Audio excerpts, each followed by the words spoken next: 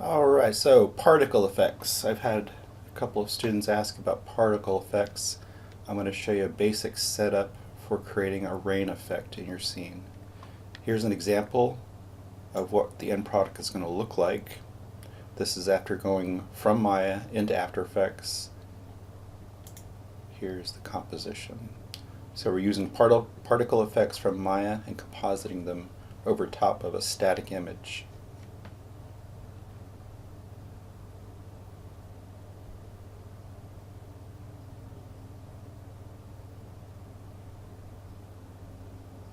Alright, so that's our example, so let's get started.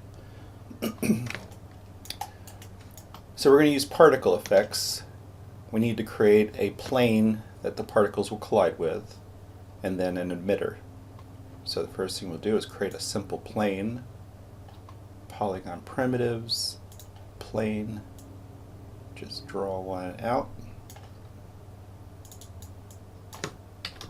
I'm going to subdivide it 20 by 20, and then I'm going to zero out so it's in the center of my scene. So this will be the ground plane. The drops will hit. Let's name this ground plane, or actually just ground so I know which one is which. So GROUND underscore GEO. There's our ground plane, and now I'll duplicate this to make my particle emitter. Duplicate. And I'll raise this above. And this will be our rain emitter.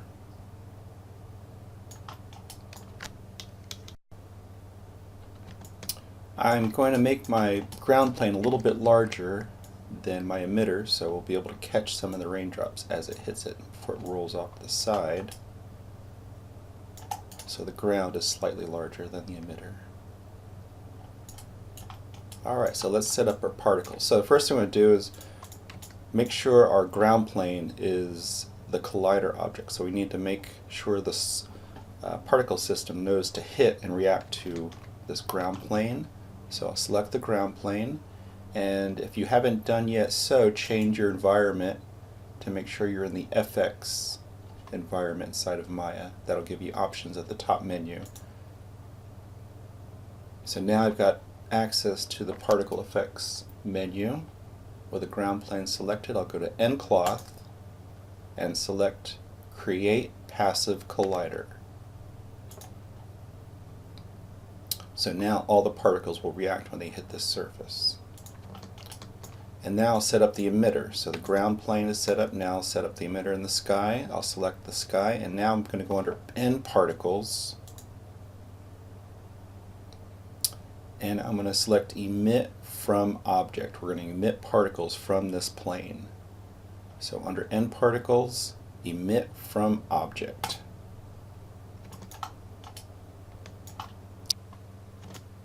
So now if we play our particles back, you can see we're getting rain falling from our surface. But if you look at where it's emitting from, all of our particles are emitting from one spot on the surface and not overall randomly across the surface. It's as if they're being radiated from each one of the vertices on our plane. And that's not really what we want. We want particles emitting randomly from the entire surface. So if we select our particles, Control A to bring up the attribute editor, and the tab at the top, you want to select the emitter. So emitter 1, and if you come down where it says Basic Emitter Attributes, there's the emitter type. At default, Maya will give you an Omni emitter type. We just need to change this emitter type from Omni to Surface, and that will give us the proper raindrops. So if we rewind our scene and play back again, then we get random positions of raindrops falling from our surface, and that's what we want. Now I'm going to set up my scene when I'm playing this back to have plenty of runtime so we can play out our particles. So I'm going to add or adjust my frames in my scene to 300. So I've got 300 frames in my scene, so if I rewind it and play back, I've got plenty of frames to run back my animation. So our particles are falling, and you can see they're reacting. They're attaching themselves to the ground plane, so they're reacting to what happens when they collide with the ground plane.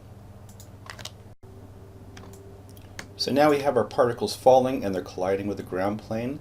So let's create another reaction. So as the particles fall, let's cause little splashes to occur where it hits the ground. So as if little drops were hitting the ground and splashing into smaller particles. To do that, we're going to use the particle collision event. So if we select our particles in the viewport, and under End Particles, we're going to go to Particle Collision Event Editor.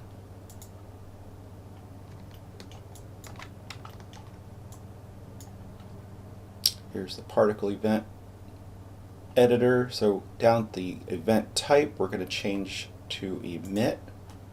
So when the particles fall, they're going to emit another set of particles, or another particle event is going to happen, and it's going to emit, and then the number of particles is what we're going to adjust. So currently at default the number of particles is set to 1. Let's change that to a number of about 11, and then hit enter to accept. And then at the bottom left, click Create Event and close. So now rewind my scene and play this back. And now we're getting an event. As the particles fall, another particle emitter is being created with the event collider and causing a splash. And it's very big, so we're going to adjust that in a minute. So our particles are shooting everywhere. So what we need to do is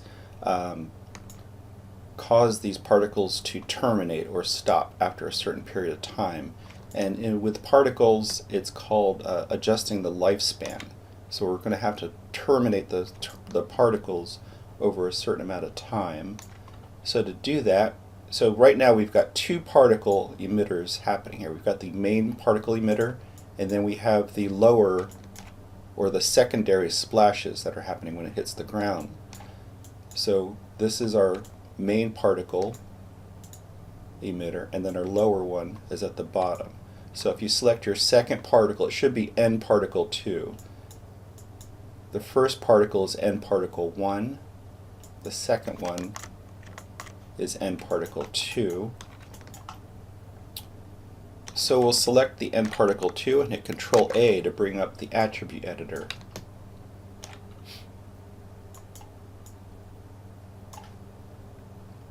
At the top of the attribute editor, make sure the tab is selected End Particle Shape 2. And to adjust this, we're going to change at the top. So you have all these categories. Open up Lifespan, and at default lifespan is set to live forever, and that's what's happening. Our particles are collecting over time and staying in our scene. We need to have them terminate or die. So we're going to change the lifespan mode from forever to a random range. So we're going to change the lifespan from 1 to 0.1, and then the lifespan random to 0.2.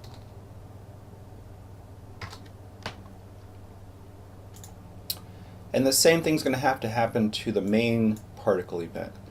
These particles are also living forever. So if we select particle End Particle Shape 1 and do the same thing, go to the attribute editor and under lifespan. This time we're going to change the lifespan mode to constant, and they are going to terminate after hitting the ground, shortly after hitting the ground, and it might take a little bit of adjusting and experimenting with lifespan settings depending on how your scene is set up, but I'm going to set my lifespan constant to 3.3. Now let's see how that looks now. So we'll rewind it and play it back. There, that's much better. So now you can see our main particles are coming down. They are terminating after a certain time, and also our little splashes are terminating after a short amount of time. So they're not living forever.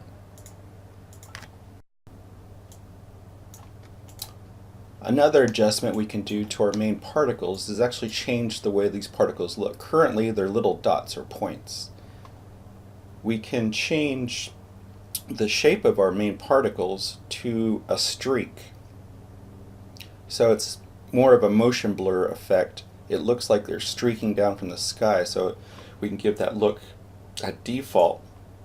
If we select our particle and particle 1 and bring up the attribute editor, and if we go under shading, so end particle shape 1, shading, the particle render type is currently set to points.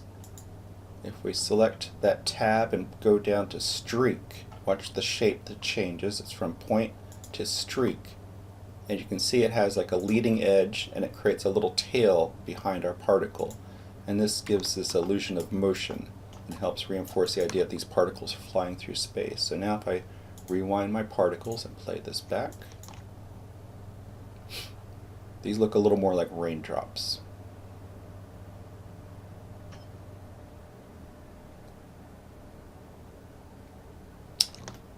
So again, your scene might be a little bit different depending on the scale that you're creating your plane.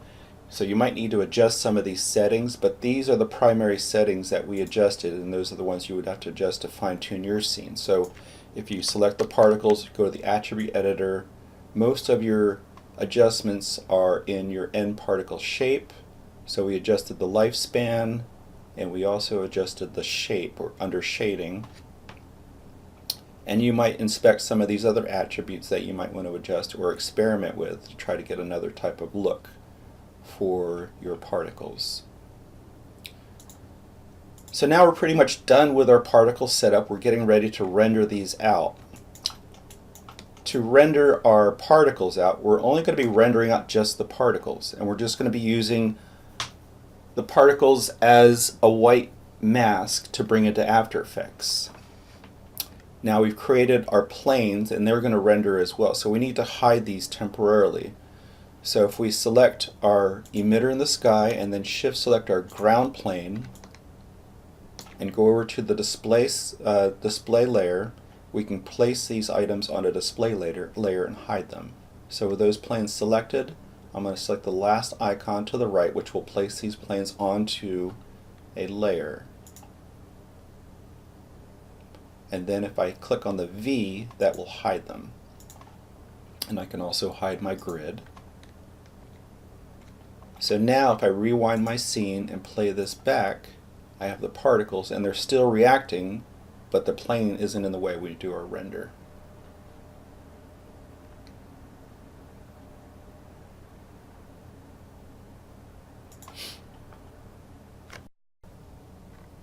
Also in our render, we need to hide all the other elements, the icons that are in our scene, because we're not going to actually render this. We're going to actually create a play blast.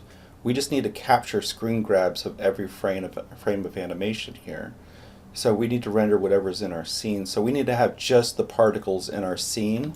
And you can see as we created our end particle elements, there are icons that are in our scene we need to hide. So for our scene, we're going to go to Show and Show None. And then we're just going to show end particles in our scene. And that'll just show just the particles themselves. So now when I rewind this, we have just particles playing. Perfect. Okay, our scene's set up. Now our background is gray. We want to have a black background. So we're creating a mask. A mask is a black background, and then the white image is what's going to be revealed. So everything white will be seen through, or we will see, and then the black will be transparent. So we need to change our background to black. So if we go to Windows, Settings and Preferences, Color Settings, we can adjust some of the settings in our scene. So under Color, we'll go to 3D Views and the background color. If we adjust the slider all the way to the left and change the background to black and click Save. So now if we play our particles back, we've got a nice black background and our particles are white.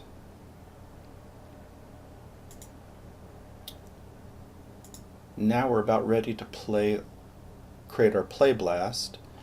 What I'm going to do is I'm going to create a play blast based on my render settings. So I'm going to check my render settings. So I'm going to go to the clapperboard with a gear, and the size of my render, I'm going to use an HD 1080 preset. So I'm going to change my image size to HD 1080, and that's what I'm going to base my play blast on, is this width of 1920 by 1080. So now if I place my mouse over the time slider and right click and hold and go to the option box for play blast, option box. Usually people render out movies, but we're going to actually render out static images of our animation. So I'm going to change the format to image. My encoding, I'm just going to do a simple JPEG. Display size, this is where I'm going to select my render settings rather than my window settings. The scale, I'm going to make sure that's at 1. And the padding, I'm just going to leave at 4. And then I just need to tell Maya where to place these images. So I'm going to browse, and I've already got a project set up for rain and images. And then I'm going to call this, let's see, drops.jpg.